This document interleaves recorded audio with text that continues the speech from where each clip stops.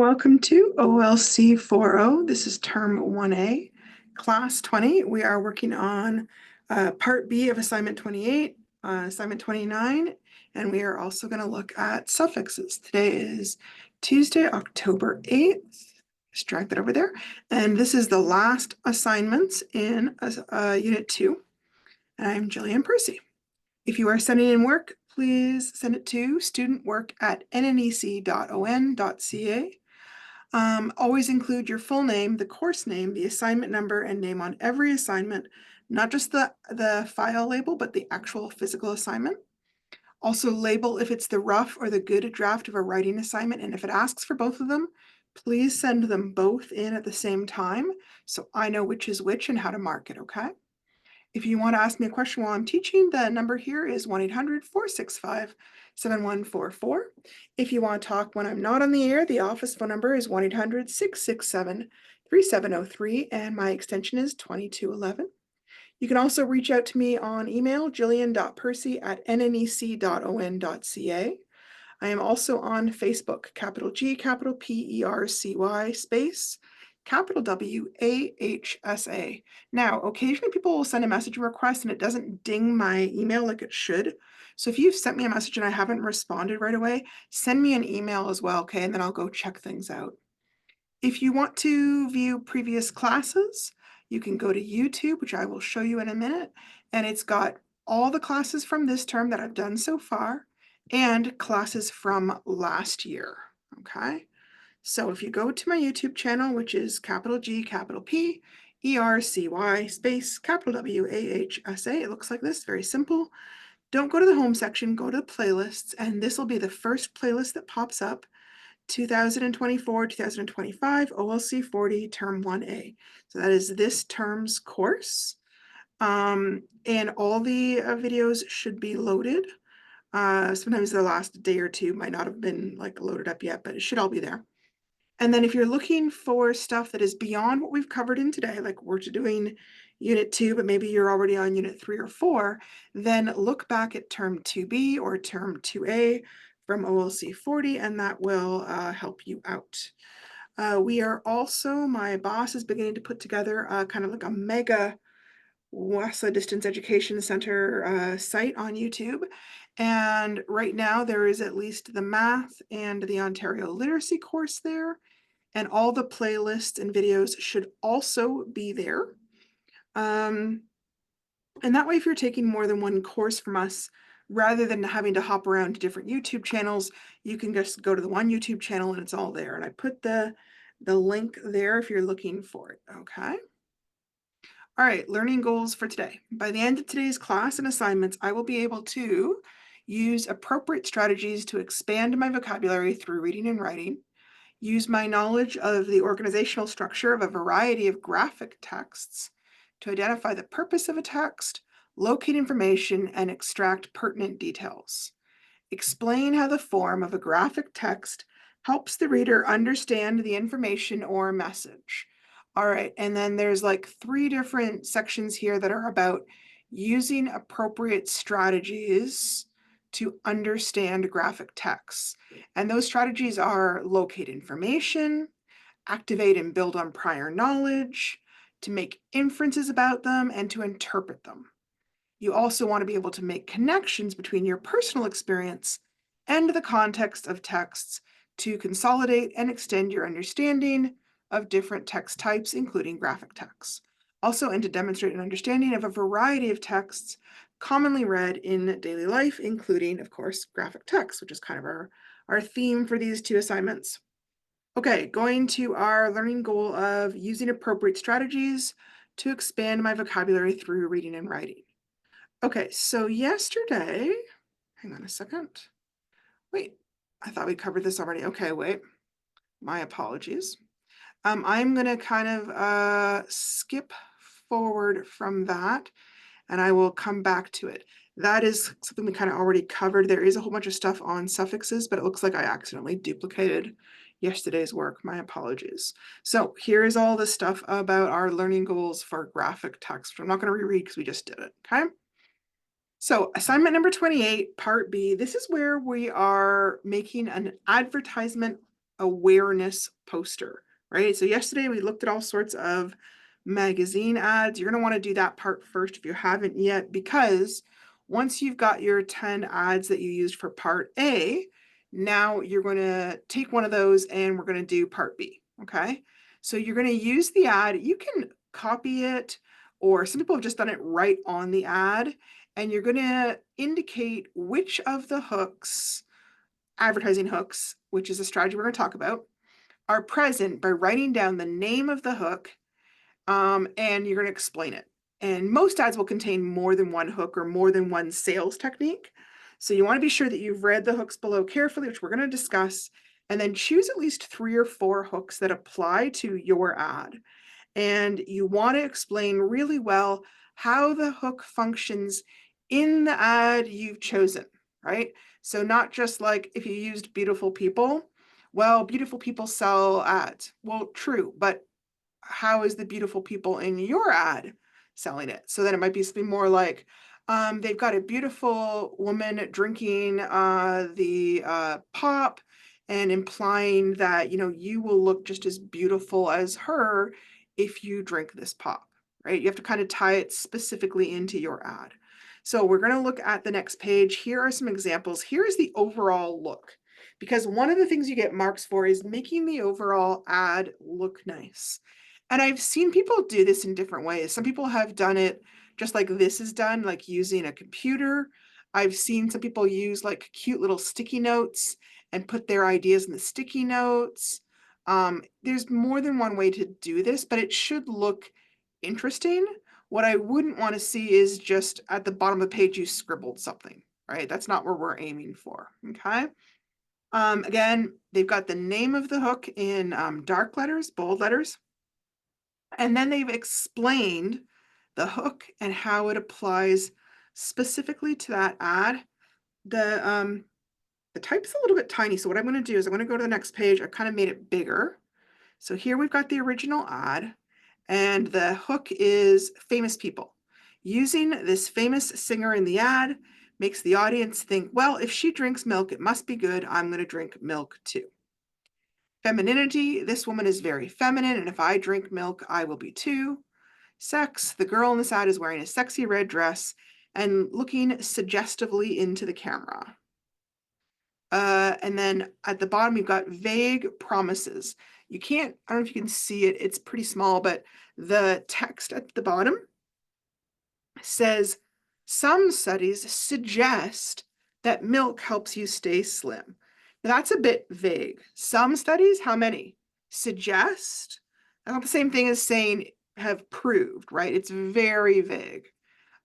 Beautiful people, she makes drinking milk look very glamorous and beautiful.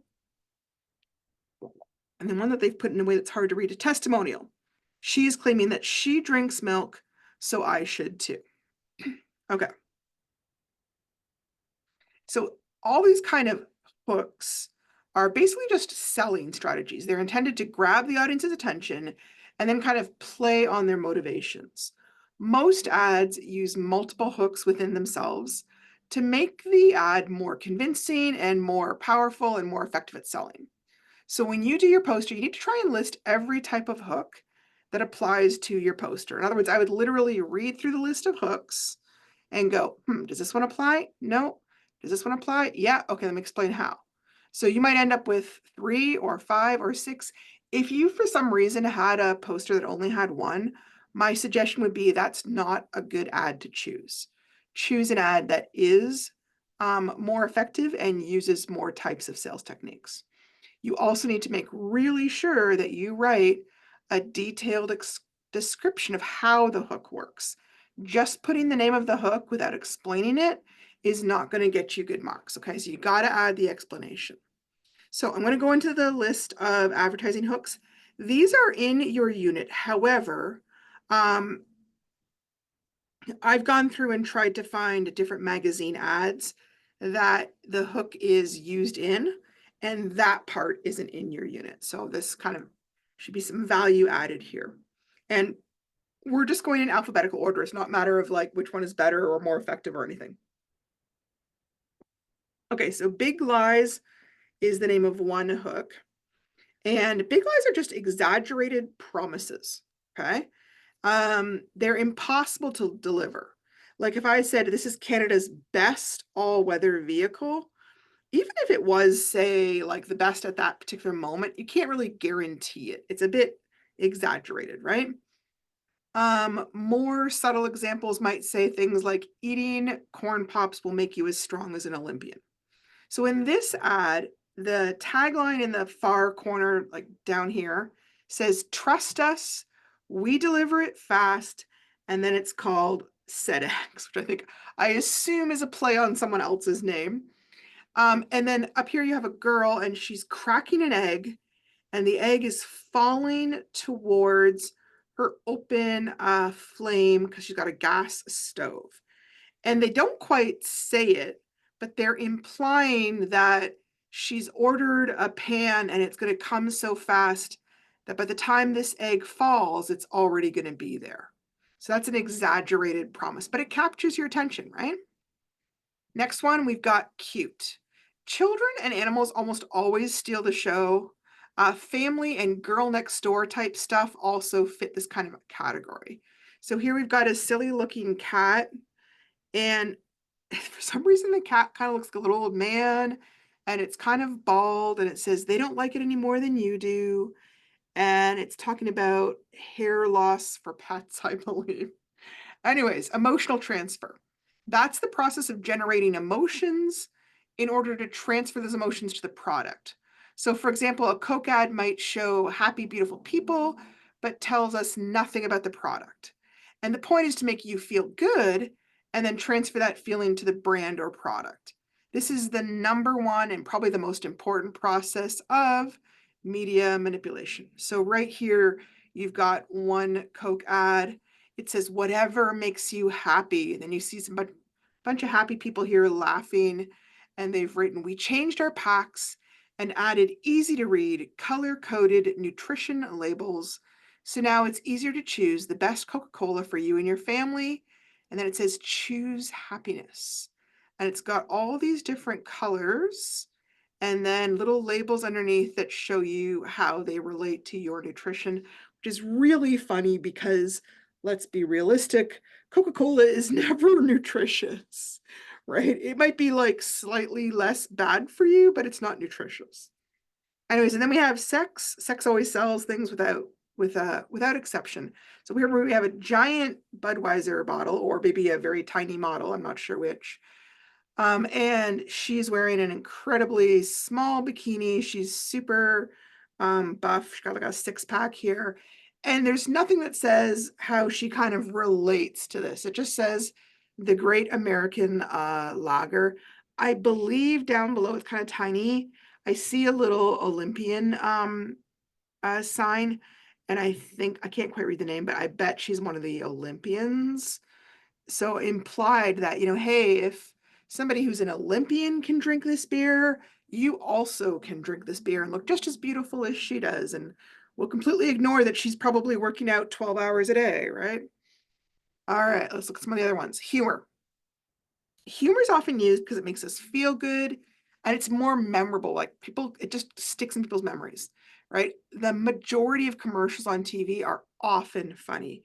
This one's kind of funny because Burger King has the tagline, flame grilled since 1954. And here they actually have like the restaurant on fire. Like there was so much flames, the entire restaurant caught fire. Symbols. We talked about symbols a lot yesterday. Symbols are easily recognized elements from our culture. They generate powerful emotions such as flags and crosses. So this, I think it has a different meaning these days actually, but it used to mean peace, right? And it says, if all you see is a peace sign, you're probably not, gosh, something for a Titan. I'm going to make it really big just for a second so I can try and read it. Hang on a second. You're probably not ready for a Titan. Okay, so they're kind of playing on the fact that it used to have one meaning and now it has a different meaning, which I'm not going to go into because I imagine you guys know. But it's capturing people's attention because it's so often thought of as one thing, right? And because motorcycles were a huge part of the peace movement back in the 60s and the 70s. So it's capturing people's emotions. You can even see the colors are kind of nostalgic too, right? Hype. Hype is don't believe it. Be skeptical of exaggerated claims such as Canada's favorite coffee. Statements like that are meaningless and vague, but sound good. So here's an example of this. Cheat death. Wow. So here we have, looks like a fruit drink, basically. Palm Wonderful, the antioxidant superpower. And it's got a little picture of a juice drink, and then there's a noose around the neck of the bottle that's torn free, as if somehow this juice bottle came alive and tore itself free from the certain death of being lynched. Very strange. And obviously super hype. This isn't going to save you from any kind of death. Fitting in. Fitting in is a very common technique that is used to influence us by trying to state that if everyone else is buying a product, so should you. This is really common like in beer commercials, which also will promote the big lie that everybody drinks. And you'll see like a bar full of people and everybody's laughing and drinking and everyone's getting along. No one's having a fight. No one's got their makeup smeared. No one's getting attacked in the corner. Like nothing like a real bar, for example. But the idea is that everybody drinks, and so therefore you should too, right? It's very connected to the idea of fear messages. Fear messages are when they're trying to sell products by directing things at our insecurities, things everyone feels a little bit self-conscious or nervous about, like no one's going to like you if you've got dandruff, or bald people are losers, or things like that, right? This is a very common technique, and extra attention is required to resist these messages. Now, I find that these are way more common in older magazines or vintage ads, right? I think people are a little more put off or offended by these types of ads, especially if they're really obvious like these ones are. You'd have to be a lot more subtle, right? So on this side, you've got a girl taking her coat off, and there's a guy standing really close to her and almost like smelling her hair. And the big tagline up top says, "Dare you take your coat off?" And then she looks a little uncertain, right? She's smiling, but she looks nervous. And then underneath it says, "Can you be certain underarm wetness won't show?" And then it goes into their spiel about their underarm deodorant and why you should buy it and why it's so great. And the idea being like, if you don't use their deodorant, you might have wet underarms, and then this guy might not like you because he's super shallow, apparently. Here would be another example. Again, they were really blunt about it in the old days, especially when they were talking to women. They're like brutal. If you ever read some of these, they're so bad. So we have here a pretty girl, but she's looking very stern. And she has like a little bubble that says, "A wife can blame herself if she loses love by getting middle-aged skin." Dun, dun. How horrible. Apparently, you're not supposed to ever get middle-aged skin. So I'm going to make it bigger so I can read it. It says, "And mother, he never takes me out anymore. I sometimes think he's ashamed of me. Do you think it could be your complexion, dear? You used to have such lovely skin, and now, dot, dot, dot. You mean it's grown so dry and lifeless? I know it, mother, but what can I do?" And mom says, "Maybe you're using the wrong soap. Why don't you change to Palmolive? You see, Palmolive is made with olive and palm oils, nature's finest beauty aids. That's why it's so good for dry, lifeless skin. Its gentle, different lather cleanses so thoroughly, it softens and refines skin texture and leaves complexions radiant." And then the little girl says, well, "Young woman who's been manipulated, I'll certainly try Palmolive." And then she says, looking very serious again, "Bob's so proud of me again, since I use only Palmolive, the soap made with olive oil to keep skin soft, smooth, and young." Wow, so apparently if you have middle-aged skin, your husband will stop loving you. It's grim out there, women. Gotta stay beautiful. All right, let's move on to the next sales technique. All right, vague promises. We kind of talked about this one in our example. Vague promises will often use really conditional words, things like might, maybe, could, probably. Those are all kind of like these weasel words, right? It sounds like they're saying it's going to do something, but because they're using these words that indicate possibility, if you tried to like come after them and say, well, it didn't work, they'd be like, well, we didn't say it would work. We said it might work. So if we said like super glue may heal cuts better than band-aids, it sounds kind of crazy, but they could say it because they've used the word may. So you can't pin them down on it, right? The other thing you could do is testimonials. Testimonials are when a person is quoted saying something about a certain product. It can be somebody famous, it can be somebody perfectly plain, or actors. It's really powerful, especially if it's somebody we like or admire. And if they endorse a certain product, like, and they've used examples here, Sidney Crosby or Tiger Woods. Hopefully you guys still know what this is. All right, so vague promises. Here's an example. There's a tree here, and it says 1 meter squared of AIP treated grass is comparable to the air purifying effects of one mature tree. So comparable is the weasel word or the vague promise here, right? Comparable means anything. It doesn't mean it's better than. It doesn't even mean it's equivalent to. It just means you can compare the two. It could be terrible, right? Because if it was equal to, they would use that very blunt word. It's not, right? It's a weasel word. And then down here you have Jennifer Nobody saying, everything was just perfect and exactly what we wanted. We're already getting another room done. And she's selling California closets. And there's a picture of her looking very ordinary so that you would kind of like identify with her and go, oh, look at how beautiful her closet is. And she looks a lot like me. And she's saying how great it is. And so probably it really is great, right? Famous people, celebrities. These are pretty common, I think even more common than they used to be. When you use famous people to sell your products, it just makes the products more appealing and more attractive through association. So here we have one where Sephora is selling, looks like a hair aid, basically that's supposed to stop frizz. And she writes living proof, and then you see her with her beautiful hair. And supposedly she uses this product and it works for her, so it will also work for you. And Jennifer Aniston's kind of known for her hair, right? So that's the idea. And then over here we've got Taylor Swift, and we're talking about buy a 30-ounce collectible Coke cup for your chance to win. And there's a picture of her on the cup. And the idea being Taylor Swift drinks Coke because it's cool, so you'll be cool like her. All right, beautiful people. This is kind of related to celebrities, but it doesn't have to be. Like, not all celebrities are beautiful, for one thing, if you think of somebody like Danny DeVito, for example.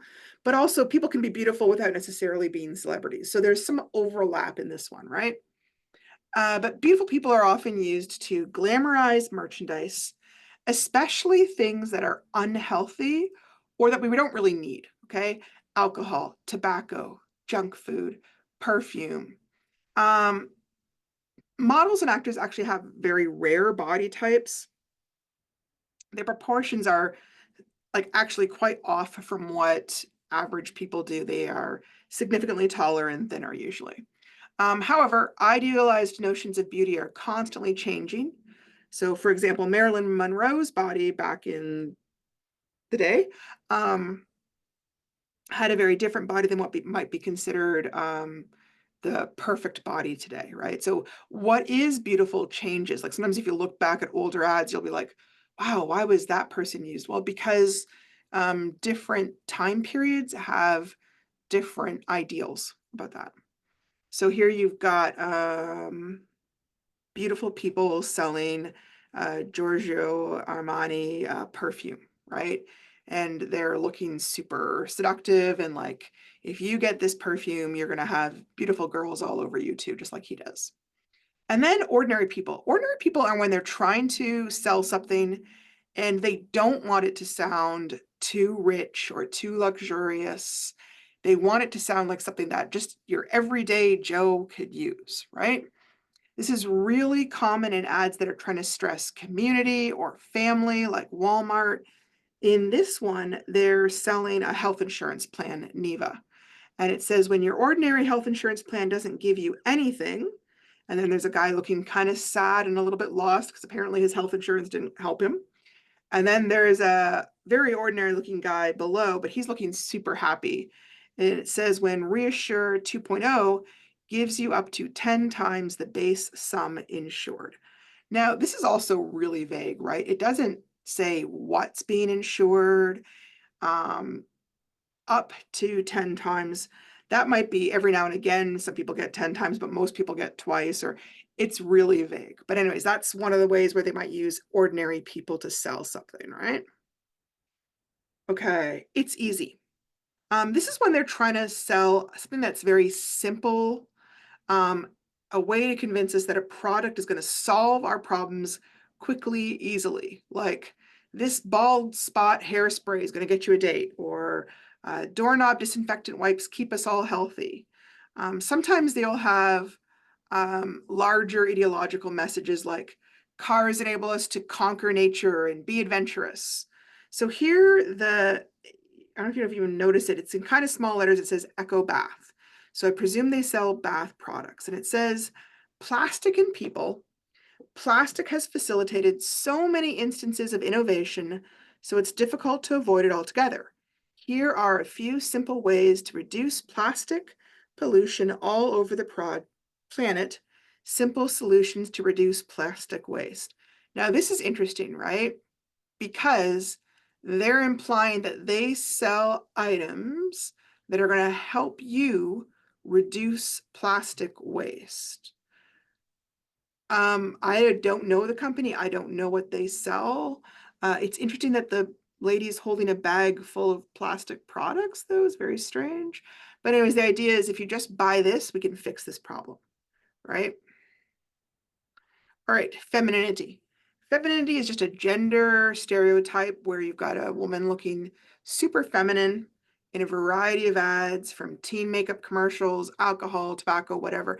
Anytime where they're trying to specifically reach women and try and encourage them, like, hey, you can look super feminine and attractive by using this product. Okay, so here we've got a girl and she's jumping and looking super pretty in her Hanes underwear, right? Repetition.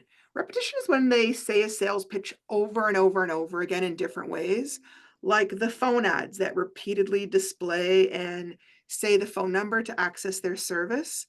And they've done this here. It's kind of funny because you don't usually see it in magazine ads, but they've got style, style, style, modern, modern, modern. The idea that somehow, like, if they say it enough, your brain's going to unconsciously believe it, I guess.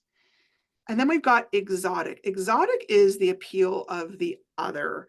Anything that looks like something out of the ordinary, that makes people feel like if I partake in that product, I get to do something out of my ordinary life, right? So here we have a guy, he's selling Camel cigarettes, and he's kind of looks like he's off on a safari, maybe in Africa, maybe somewhere else, who knows?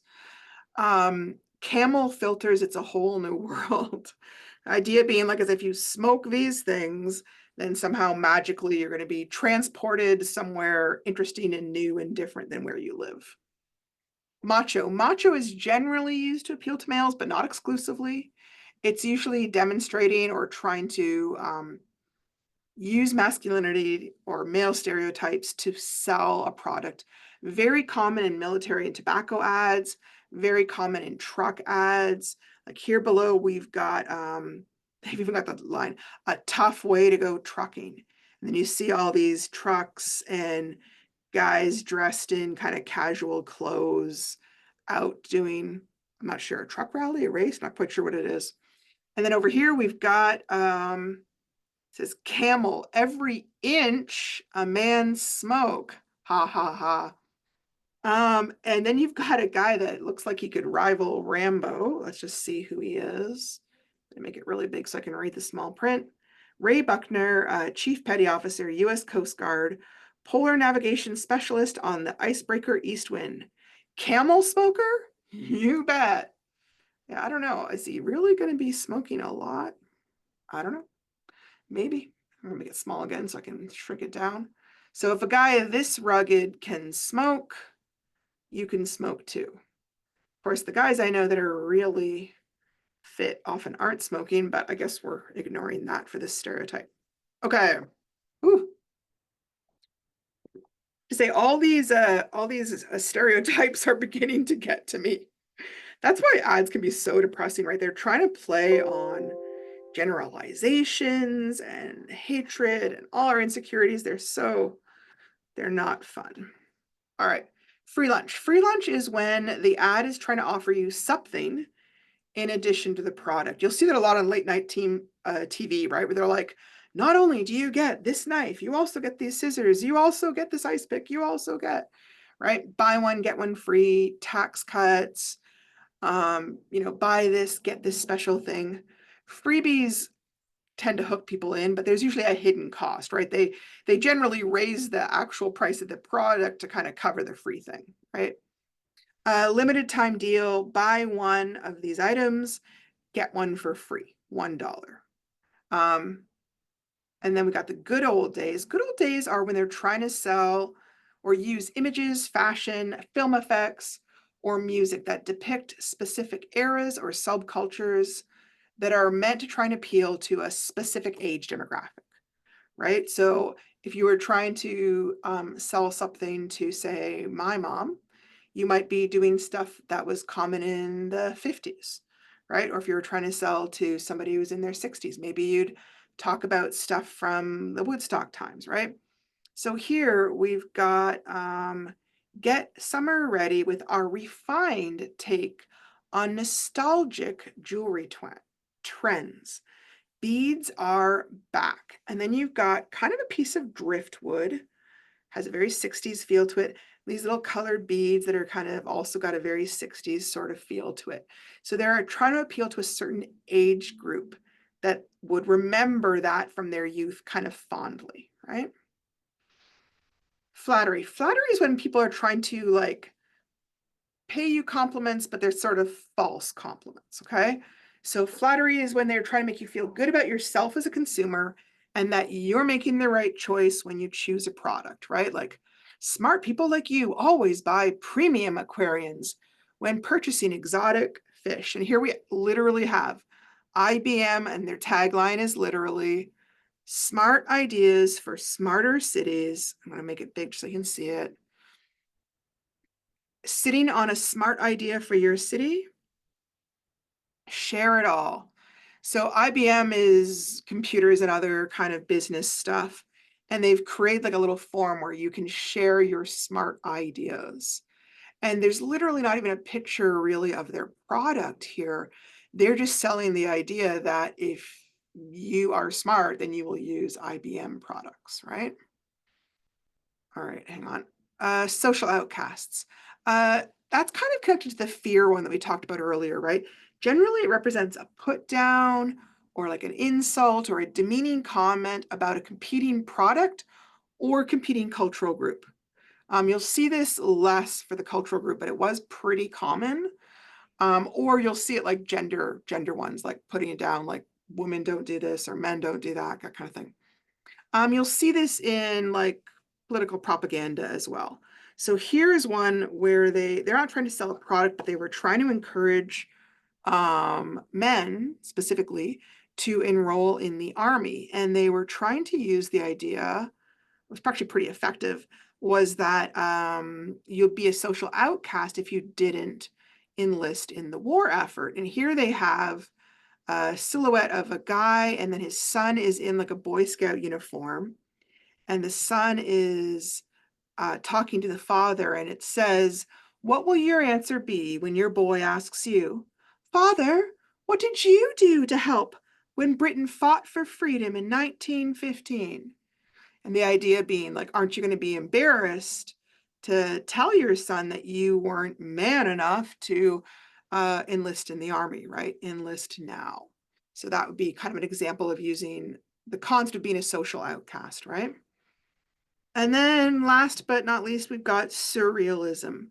Surrealism kind of started in the art world, where you did things that kind of look super realistic, but bend things in a crazy way. Like the most common image would be the guy that does the bent watch, right? The clock that is dripping and falling apart. So um, commercial media employ many of the brightest minds of the media world, and they often require cutting edge artists to keep their material fresh. Then they have MTV. Well, clearly, we are not also employing it. I'm going to say music videos here because that's just crazy, right? Also, a reflection of how unreal it is. You'll see these juxtapositions, dreamlike imagery, things that don't make a whole lot of sense because the advertiser is trying to get your attention by presenting something strange and different. So here we have a picture of a carrot on top of a wooden chopping board, and there's a little knife in tiny little icon underneath. And the idea is that you've cut right through the slice of carrot and then through the wooden cutting board. So there's a slice of carrot and cutting board, a slice of carrot and cutting board. And their tagline says, "Sharper than you think. The WMF Grand Gourmet Knife with Demasteel blade. Apparently so sharp you can cut through wood." So this would be an example of something that's surrealistic and it's just meant to capture your attention. Obviously, the knife's not going to cut through a thick wooden board. It would actually not be very useful to you in the kitchen if it did that, right? Okay, so here's an example. Here's my example of an advertising awareness poster. Now, obviously, once I've used this, you can't use mine, right? Because I've used this one, you have to use your own, okay?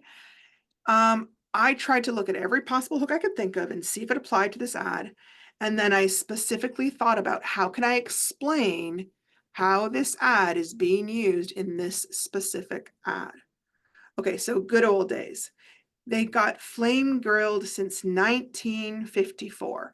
Reminding you they've been around since 1954, and like for a certain age group, they might remember having those hamburgers in their youth or with their taking dates there or things like that, and trying to kind of play on that nostalgia factor, right?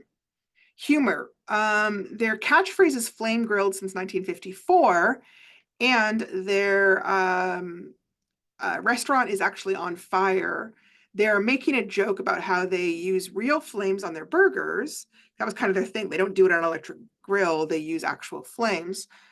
So their buildings actually have a greater chance of catching fire. This is actually a true fact, too. Uh, Burger King actually has a much higher rate of restaurants catching on fire than other fast food restaurants because they do use live flame. So it's kind of turning something that could be a negative and trying to make a joke about it, basically. They also use repetition. I don't know if you can see it, but there's little tiny posters here, and they've repeated the phrase, freshly made for you, freshly made for you, freshly made for you, right? And just trying to get that idea across by saying it over and over again here. Macho. Firefighters are really thought of as tough macho guys.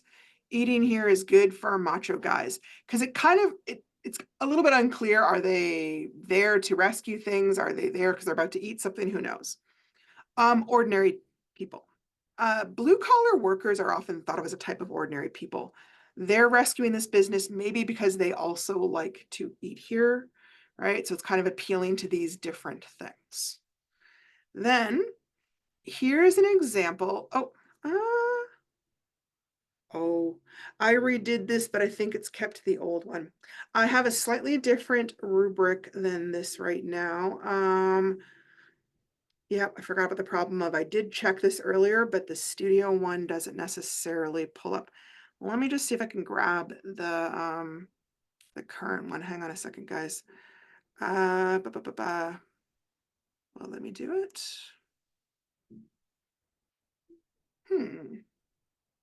I don't think it's gonna let me do it.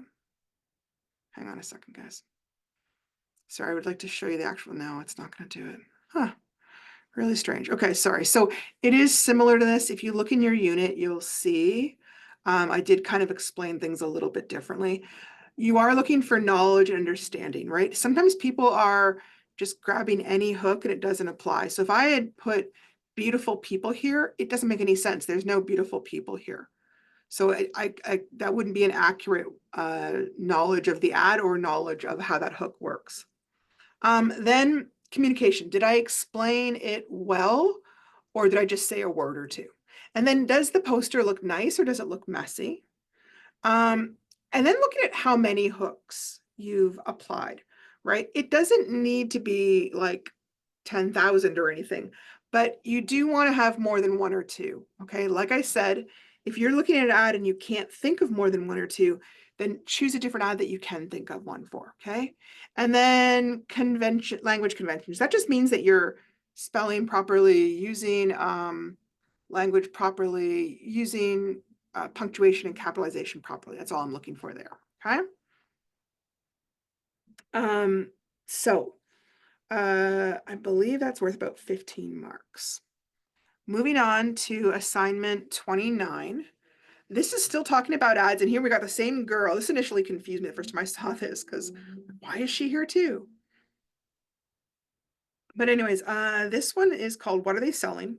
There are two ads. We've got the choice for this girl, or we also have the choice of this, oh no, this Hulk. Oh, all right. Okay, yeah. All right. These ones, I forgot that this was here. These still have the old questions. I had a lot of difficulty with people not being quite sure what these things meant. So I reworded the questions and tried to make it a little more clear what I was talking about, okay? So ignore this part. I'm going to go through the questions they actually ask here. Okay. Number one, use your own words to explain the message in the advertisement. In your explanation, tell me what they're selling and what words they use to convince you to buy it, okay? Number two, please choose whether the ad focuses on selling the product or focuses on creating an image, and explain the reasons or thinking behind your choice. Now, this is one that causes a lot of problems because people will always say product. Okay. But here's the thing. Yes, they are always trying to sell the product, but are they showing you a picture of the product in the ad? If you don't see the product anywhere in the ad, then they're not really focused on selling the product, are they? They're just trying to get across an idea. Like, so if you look at this one, there's not even a picture. Oh, I guess there kind of is a tiny little picture of a hamburger there, but it's a pretty small part of the ad. They're really going off of kind of the overall image. They're not showing you a great picture of, hey, here's a hamburger and look how delicious it is. So don't assume, am I right? I guess don't assume that the answer is product, because it's not always, right? Okay, so here's an example. Okay, so here's a different one. Here's Wendy's. This is a giant close-up of just the hamburger, right? And the fries. Everything else is kind of blurry, right? But they've got a big close-up of the cheese, the hamburger, the lettuce, the tomatoes, and everything looks super perfect, right? Like nothing's squash. It's huge. It would never look like this in real life, right? But they're selling the product here. And it even says, "Where's the beef?" which is kind of a tagline at a certain era. And then they've got the answer and they've got a picture of the hamburgers right there. So they're definitely selling the product there. Here, it's a little bit trickier, right? They've got a car. They are selling cars. There is a little bit of an image as well, right? Things like, remember that perfume ad that we saw? Hang on, I'm just going to grab it real quick. Here. You can't really sell the perfume, right? Because you can't smell the perfume, right? So you have to use an image to sell the perfume. You can't really sell the product per se, because it's not really any way. I mean, you can see the bottle, but that's not really that compelling, is it? So think about, are they selling an image or are they really trying to sell the merits of the product, right? Are they going for an overall feel that makes you want that product, even if it's not obvious what the product is? Like sometimes you look at an ad and you're like, oh, cool picture, but I have no idea what they're selling. And you have to know the company. Like my dad will sometimes ask me, like, Jill, like, I see this picture, but I can't tell what they're trying to sell, right? That always drives him crazy. So here, United Colors of Benetton. And there's no other words. You just see a bunch of different faces, young people of all different races, and then they're wearing really bright clothing. And Benetton was a clothing uh, manufacturer. I don't know if they still exist or not. And their big thing was these super bright clothes, and they deliberately tried to use really diverse models at a time when that wasn't super common. Okay, so they are selling their product, but they're selling kind of an image, the idea of we're super cool, we're super forward and awesome at this. Here's another one. There's a little puppy here. It's even hard to even see what they're trying to sell here. So that our little friends become more visible. And it says forward rear view camera in tiny little letters. And then you can see the puppy's kind of reaching out its paw as if it's deliberately turning the camera to show him. You don't see the car at all. You do see a tiny little picture in the corner of, I think it's trying to show the range of vision of what you would see at the back door or the back windshield, and just says forward, go further. So here, they're definitely selling the image, right? You can't even see the car. You have no idea what the car looks like. Right. And they've got lots of different cars. They're just selling their brand name. The idea that, hey, all our cars have this cool new accessory, or I don't know what to call it exactly, that will help you take care of animals. Right. They're really trying to appeal to animal lovers than trying to sell you a car. Okay, number 3. Who do you think the target audience for this ad would be? I want you to think about age, gender, interests, income, or any other relevant criteria. Okay. 3 marks. Try and tell me at least 3 relevant criteria. And then explain which part of the ad made you choose which criteria. Okay. So 3 marks for each relevant reason. So if I was looking at the Benetton ad, I might say, I think the target audience is young people, because all the models are young. So I've told you what I think the audience is, and I told you why, right?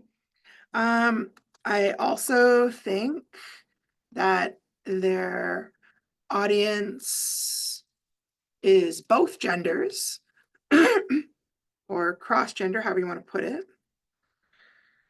Genderless. How about unisex? Try to think of how to put it so that it doesn't upset anybody. Unisex. The idea being that it doesn't matter. Okay. Their audience is unisex because they use models of all genders. Okay. So I told you what I think the audience is. I've told you my reason. I need one more. What else could I say? Who else is their audience?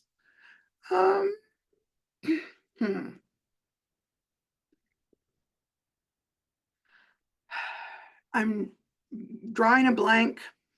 I'm not quite sure. So I would have to come back to that and think of one more reason, okay? Remember, oh yeah, we've discussed target audiences before. It might be specific genders, although I know that's controversial these days, but if you look at ads, like say for toys, they are definitely marketing to certain genders. They just are.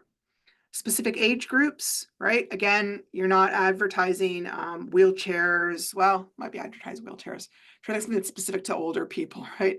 Hair loss products, probably advertising to older people. You're probably not advertising skateboards to 70-year-olds, right? You got to know who would be most likely to use it, right? Doesn't mean people might not use it in the other age group, but they usually have a target that they think is most likely to buy it. Sometimes income level kind of depends on how expensive the product is. Might be specific hobbies, interests, or lifestyles, right? So like for this dog one, if they don't care about animals, that wouldn't be very effective. But a lot of people do like animals, so that might be really effective, right? Or maybe have specific hooks they really respond to, like looking tough or feeling beautiful. Like, so feeling beautiful is pretty common in makeup ads. Unsurprisingly, right? That's what people are going for when they're buying makeup. All right, number 4. Sorry, I'm almost done here. What are they selling? A paragraph that has at least 4 sentences to describe what is pictured in the ad so that someone who couldn't see the ad could still envision it in their own mind. So 4 marks, you want it to have vivid visual descriptions, okay? Rich adjectives.